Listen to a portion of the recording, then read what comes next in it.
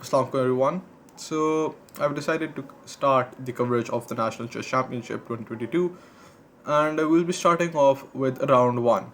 Now obviously there were 11 rounds with 90 minutes aside and 30-second increment from starting from move 1.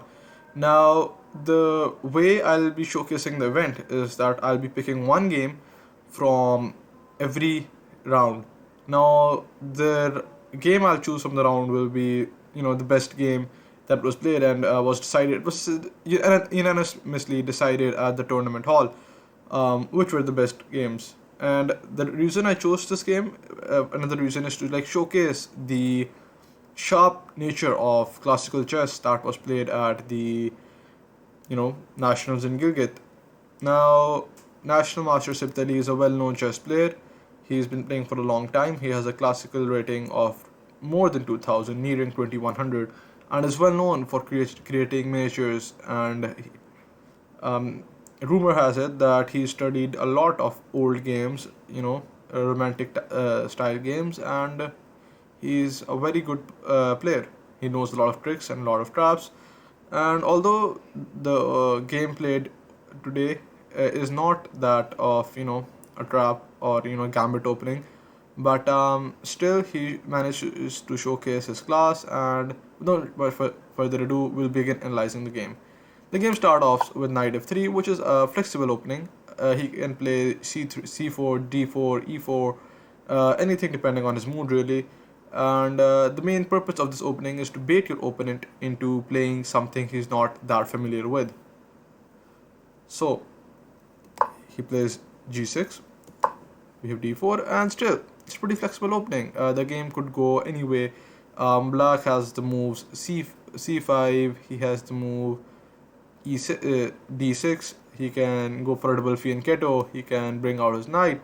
There are a lot of ways he can handle this position, and that's actually what white is aiming for in these sort of setups, is to try to get the opponent into playing something he's not familiar with, and transposing into another line you're familiar with. As we'll see over here, there's bishop g7, right, and e4.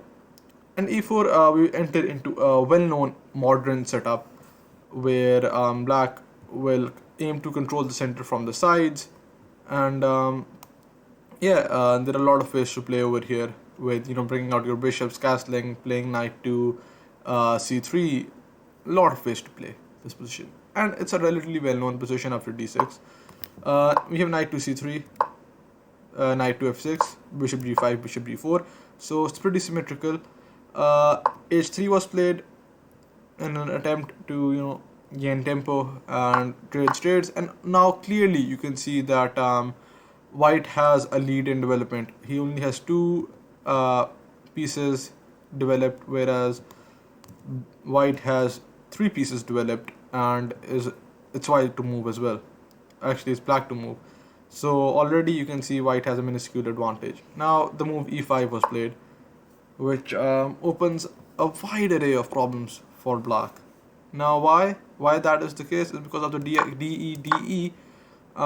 White just activates all of his pieces, cashing in his lead in development with the move rook to d1.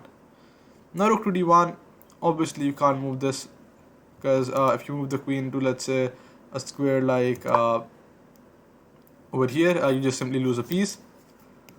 And say you move your queen over here, you simply get forked, right? So sorry about that.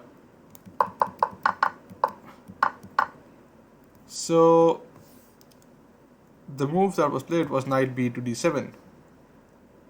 Over here we have knight to d5, and now still you can't just simply push away the bishop over here, right?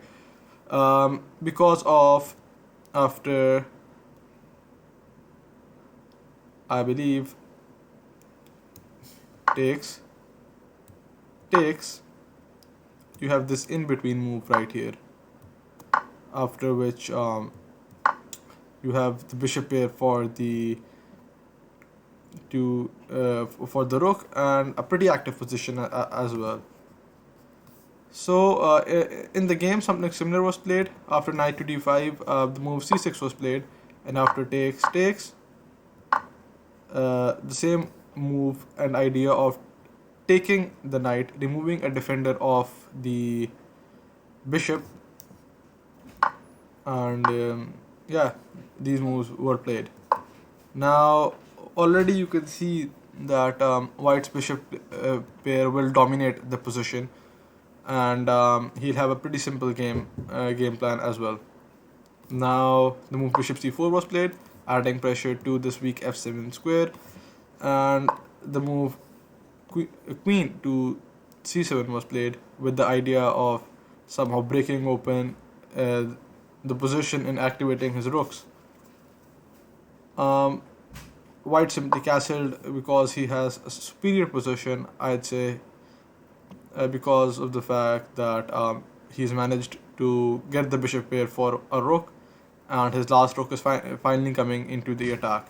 Black is a desperate attempt to get back into the game with rook to d7, but this loses on the spot to a pretty simple tactic, and I'd like you guys to pause the video and try to find it. And yeah, the move is bishop captures f7, simply saying that if you take with the queen, I'll take the rook, and it's checkmate. And you can't take with the king, obviously, and you have to move your king. So the king goes here, and now this is simply a mate. So a pretty nice miniature showcasing the sharp nature of the chess playing at the nationals, and how national master Sibt Ali showed the difference between an average chess player and a good chess player by taking a small minuscule advantage, a lead in development, nothing much, and one wrong move from black, which was the move e5 over here, um, and just converting that into a full point. So kudos to him for a brilliant game in round one. And as for black, yeah, sometimes it happens that your opponent's just really good, and you get baited into playing something you don't play that often. So yeah, that is it for today. If you guys have any more suggestions and want me to make continue with the series of the coverage of the nationals, maybe I'll make a part 2 in 3 days if I get 10 likes. So yeah, that is it. Do let me know in the comments if you guys have any suggestions. You guys have my contact information on WhatsApp. A lot of you guys are connected to me on Instagram as well. So do let me know if there's any games you might want me to analyze, any suggestions for the channel you might have. And yes, you guys, the next video, I guess.